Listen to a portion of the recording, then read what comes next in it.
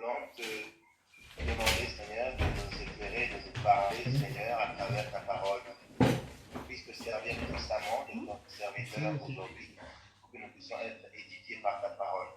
Nous te rendons grâce et te remercions pour cette parole qui va nous soutenir, nous guérir, nous fortifier, nous consoler. Nous t'avons ainsi prié, c'est là au nom de Jésus-Christ. Amen. Amen. Ok, je vais vous demander encore une fois d'ouvrir vos Bibles. D'ouvrir vos Bibles dans Jean le chapitre 14. Ok? Et moi, ce que je vais faire, je vais partager mon écran avec vous pour qu'on puisse suivre le message de ce soir ensemble. Ok, tout le monde voit? Tout le monde voit? Alors, bienvenue encore une fois à tous au service français de Living Word. Et on va passer un super bon moment ce soir. On va explorer ce verset, on va explorer la parole de Dieu. Et j'ai reçu, en lisant dans ce week-end, je suis passé par ceci. Et Covid-19. Et Covid-19, c'est l'acronyme qu'on a eu. C'est Christ ordonne que vous soyez vaillants et que vous ne vous inquiétez pas, car Dieu est avec vous. Josué chapitre 1, le verset 9.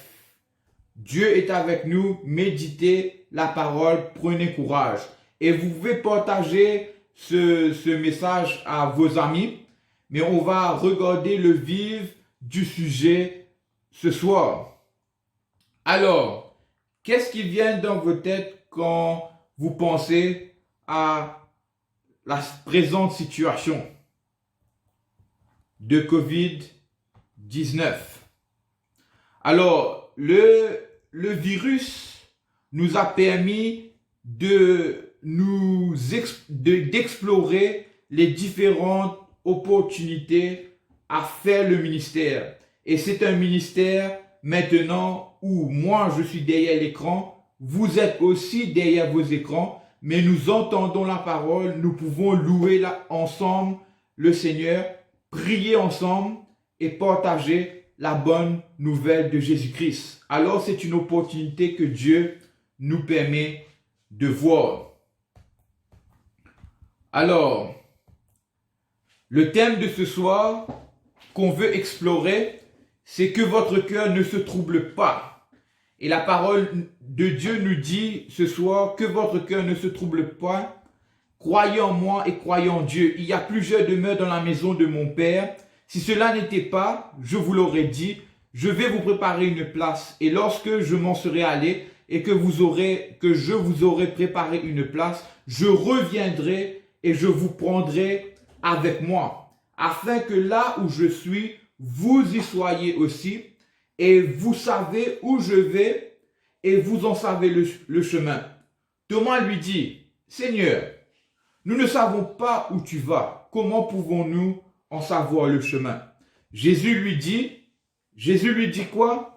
Je suis le chemin, la vérité et la vie, et nul ne vient au Père que pour moi. Alors pendant ce temps de confinement, pendant ce temps de crise, il y a plusieurs choses que le Seigneur a mis sur mon cœur pour partager avec vous ce soir. La première chose, c'est que dans cette période de crise où le monde est bouleversé, on a une parole réconfortante du Seigneur.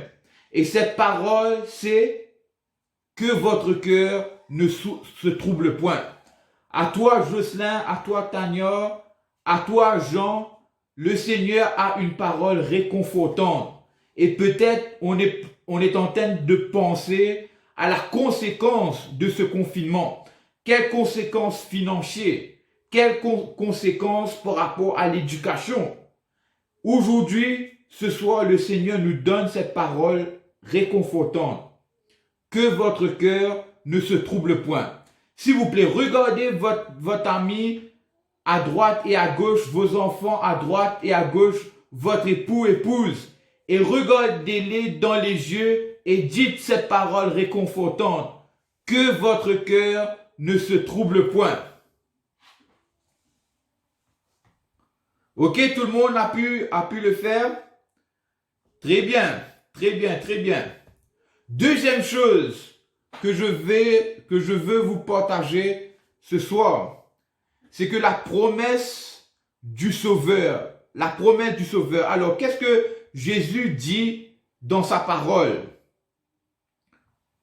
Je vais vous préparer une place. Et lorsque je m'en serai allé et que je vous aurai préparé cette place, je resterai là-bas et je ne reviendrai pas. Est-ce que c'est ce que la parole de Dieu nous dit? Non, non, non. Non, non, non. La parole de Dieu nous dit que je reviendrai.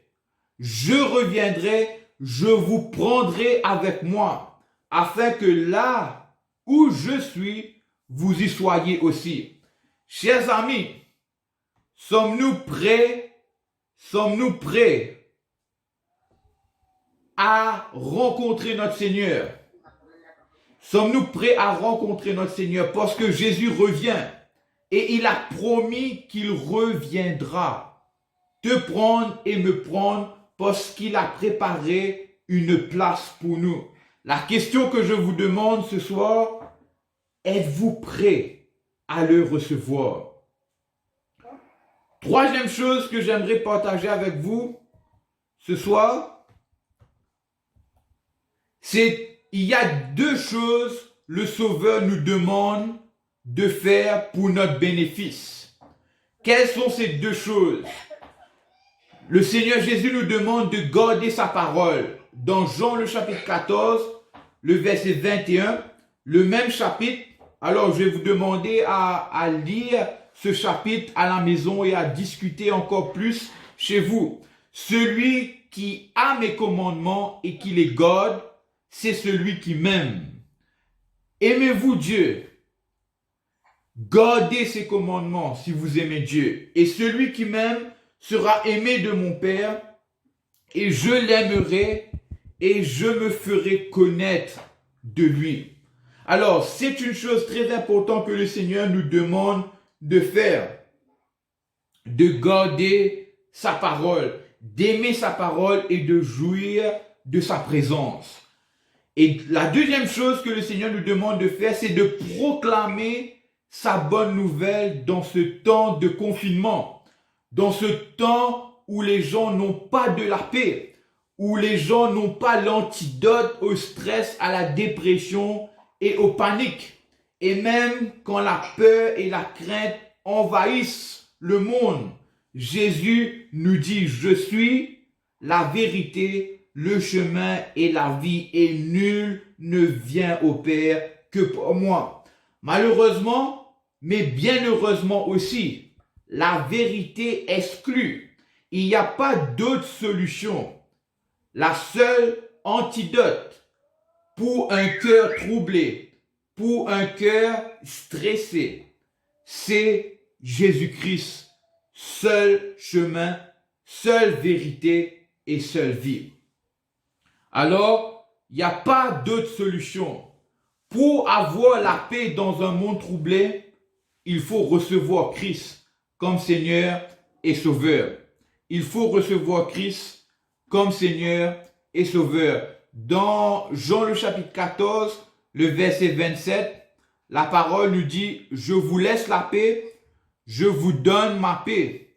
Je ne vous la donne pas comme le monde la donne. Que votre cœur ne se trouble point et ne s'alarme point. Alors ici, je veux attirer votre attention. Pourquoi? Parce qu'il y a la paix de Dieu contre la paix du monde. Je vous pose une question. Est-ce que le monde peut vous accorder sa paix avec toutes les connaissances scientifiques qu'ils ont, avec toute la technologie qu'ils ont? Ils ne peuvent pas contrecarrer le plan d'un virus invisible. Mais de l'autre côté, il y a la paix que Dieu donne. Et la paix que Dieu donne est une paix extraordinaire. Dans Philippiens, le chapitre 4, le verset 6 et 7, il nous dit que c'est une paix qui surpasse toute intelligence. C'est une paix qui surpasse toute compréhension. Comment le chrétien peut avoir la paix quand tout va mal? Quand il n'y a pas de support qui rentre, quand il n'y a pas de provision, quand tout est fermé. La parole de Dieu nous dit que lui, il nous donne sa paix. Et sa paix est extraordinaire.